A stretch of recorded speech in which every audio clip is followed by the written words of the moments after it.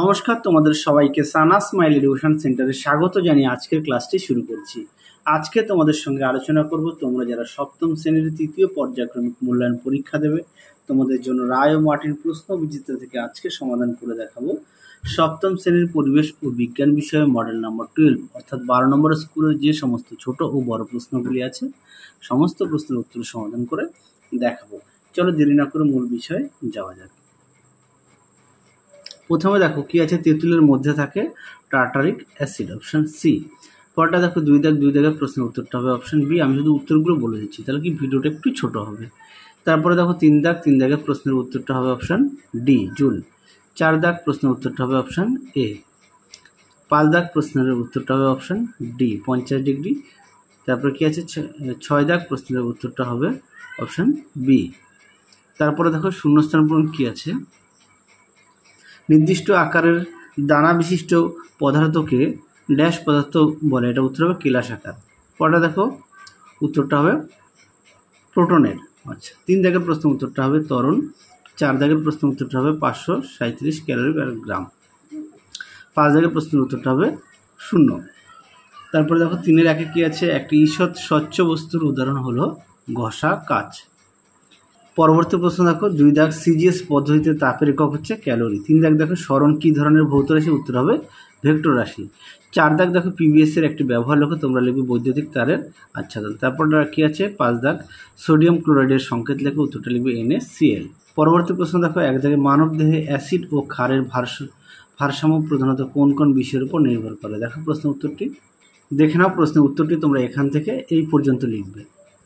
দেখে নাও, না সরি, এই পর্যন্ত নয়, ভুল বললাম, আরও একটু আছে, এই পর্যন্ত লিখবে। হ্যাঁ, বিস্তারিত একটু দেখিয়ে দিলাম, তাহলে তোমাদের সুবিধা হবে পরবর্তী সময়।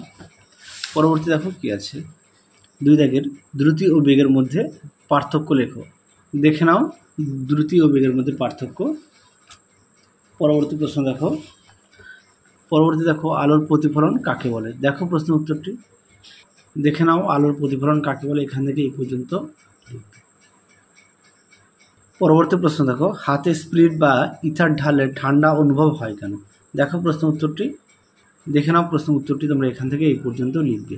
তোমাদের আগের ভিডিওতে আমরা সপ্তম শ্রেণীর ইতিহাস, ভূগোল ও পরিবেশ বিষয়ে সাজেশান দেওয়া আছে, তোমরা যারা এখনও দেখোনি আমাদের প্লে লিস্টে গেলে পেয়ে যাবে। 5 দাগ দেখো অ্যানায়ন ও ক্যাটায়ন কাকে বলে। দেখো প্রশ্ন উত্তরটি, দেখে নাও ক্যাটায়ন কাকে বলে, এখান থেকে এই পর্যন্ত লিখবে, আর অ্যানায়ন এখান থেকে এই পর্যন্ত লিখবে। পরবর্তী প্রশ্ন দেখো, অ্যাসিড ও ক্ষারের মধ্যে দুটি পার্থক্য লেখো। দেখো উত্তরটি, অ্যাসিড ও ক্ষারের মধ্যে পার্থক্য দেখে নাও।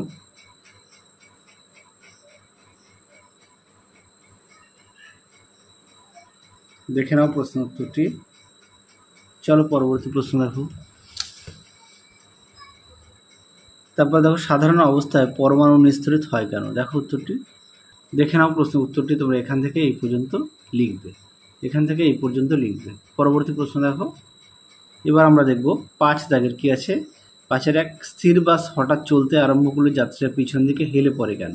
দেখো উত্তরটি, দেখে নাও প্রশ্ন উত্তরটি তোমরা এখান থেকে এই পর্যন্ত লিখবে। পরবর্তী প্রশ্ন দেখো, প্রত্যক্ষ সংযোগ বিক্রিয়া কাকে বলে, উদাহরণ দাও। দেখো উত্তরটি, দেখে নাও প্রশ্নটি উত্তরটা তোমরা এখান থেকে এই পর্যন্ত লিখবে, দেখে নাও। পরবর্তী প্রশ্ন দেখো, মানবদেহে ক্যালসিয়ামের 2টি গুরুত্বপূর্ণ কাজ লেখো, পলিমার কি। আচ্ছা, আগে ক্যালসিয়ামের 2টি গুরুত্বপূর্ণ কাজ তোমাদের পাঠ্য বইতে 103 পেজে আছে, আগের ভিডিওতে দেখিয়েছি। হ্যাঁ, তোমরা একটু দেখে নিও, তোমাদের মডেল নাম্বার 11-তে উত্তরটা দেখানো আছে। আচ্ছা, পলিমার কি এটা একটু দেখাই, দেখে নাও। পলিমার এখান থেকে এই পর্যন্ত উত্তরটা লিখবে, এখান থেকে এই পর্যন্ত উত্তরটা লিখবে। পরবর্তী প্রশ্ন দেখো, 4 দাগ নিয়মিত প্রতিফলন ও বিক্ষিপ্ত প্রতিফলন কাকে বলে, উদাহরণ দাও। দেখে নাও প্রশ্নের উত্তরটি, দেখে নাও নিয়মিত প্রতিফলন কাকে বলে আর বিক্ষিপ্ত প্রতিফলন কাকে বলে। দেখে নাও বিক্ষিপ্ত প্রতিফলন। পরবর্তী দেখো, এবার আমরা লাইফ সায়েন্সের সমাধান করব। 1-এর কি আছে, দই ও দুগ্ধজাত খাদ্য সামগ্রী তৈরিতে সাহায্য করে, সঠিক উত্তর হবে ল্যাক্টোব্যাসিলাস, অপশন সি। 2 দাগে দেখো কি আছে, ইলিশ মাছ ডিম পাড়ে বর্ষাকালে, অপশন ডি। 3 দাগের প্রশ্নটা দেখে নাও, উত্তরটা হবে অপশন ডি। 4 দাগ খাদ্যতন্তু সমৃদ্ধ খাদ্য হলো সজনের ডাঁটা, ঠিক আছে, সজনের ডাঁটা। তারপর কি আছে, স্থূলত্বের সম্ভাবনা বেড়ে যায়, সঠিক উত্তর হবে চাউমিনে। পরে দেখো, সাধারণ মাছি ছড়ায় এমন একটি রোগ হলো, সঠিক উত্তর হবে টাইফয়েড, অপশন সি। পরে দেখো, ইনফ্লুয়েঞ্জা হলো একটি বায়ুবাহিত রোগ। সর্পগন্ধা গাছ থেকে পাওয়া যায়, সঠিক উত্তর হবে রেসারপিন, অপশন বি। তারপরে দেখো, হলুদ রঙের মিষ্টিতে থাকে ক্ষতিকারক কৃত্রিম রং হলো মেটানিল ইয়েলো। পরেরটা দেখো, 10 দাগের ক্যান্সার হওয়ার সম্ভাবনা যে খাদ্যে উপাদান কমায় তা হলো, সঠিক উত্তর হবে ফাইটোকেমিক্যালস, অপশন ডি। পরবর্তী দেখো, দুই দাগের প্রশ্ন উত্তর 2-1, দুধকে কীভাবে পাস্তুরাইজ করা হয়? দেখো উত্তরটি দেখে নাও, প্রশ্ন উত্তরটি, প্রশ্নটা দেখে নাও প্রথমে, উত্তরটা তোমরা এখান থেকে লিখবে, এখান থেকে এই পর্যন্ত লিখবে, এই পর্যন্ত উত্তরটা লিখবে। পরবর্তী প্রশ্ন দেখো কি আছে, 2 দাগের, কাঠের যোগানের জন্য সুন্দরবনের পুরো জঙ্গল পরিষ্কার করা হলে কি ঘটবে? লেখো। দেখো উত্তর দেখে নাও, প্রশ্নটি উত্তরটা তোমরা এখান থেকে এই পর্যন্ত লিখবে, আমি আর মুখে বললাম না, তোমরা একটু দেখে নাও। পরবর্তী প্রশ্ন দেখো কি আছে, সবজির রং করার জন্য কি ব্যবহার করা হয়? উত্তরটা হবে মেলাকাইট গ্রিন। পরটা দেখো, এতে কি ক্ষতি হয়? এতে হচ্ছে ধীরে ধীরে শরীরে ক্যান্সার হতে পারে। হ্যাঁ, পরটা দেখো, 5 দাগের, খাদ্যতন্ত্র দুটির কাজ লেখো। চলো দেখো, আচ্ছা এটা তোমাদের পেজ নাম্বার দেওয়া আছে, একটু দেখে নাও। পরটা দেখো, দেহের ওজন অতিরিক্ত বেড়ে গেলে কি কি সমস্যা হতে পারে? দেখো উত্তরটি দেখে নাও, প্রশ্নটি উত্তরটা তোমরা এখান থেকে এই পর্যন্ত লিখবে, এখান থেকে এই পর্যন্ত লিখবে। পরবর্তী প্রশ্ন দেখো কি আছে, ভাইরাস ঘটিত দুটি রোগের নাম লিখবে, উত্তরটা লিখবে জলবসন্ত ও ইনফ্লুয়েঞ্জা। পরটা দেখো কি আছে, 3-এর যে কোনো 5টি প্রশ্নের উত্তর দাও, প্রশ্নের মান হচ্ছে 3। আচ্ছা, একে কি আছে, ম্যারাসমাস ও কোয়াশিকর এর মধ্যে পার্থক্য লেখো। দেখো উত্তরটি দেখে নাও, প্রশ্ন উত্তরটি সুন্দর করে দেওয়া আছে, দেখে নাও, প্রশ্ন উত্তরটি সুন্দর করে দেওয়া আছে।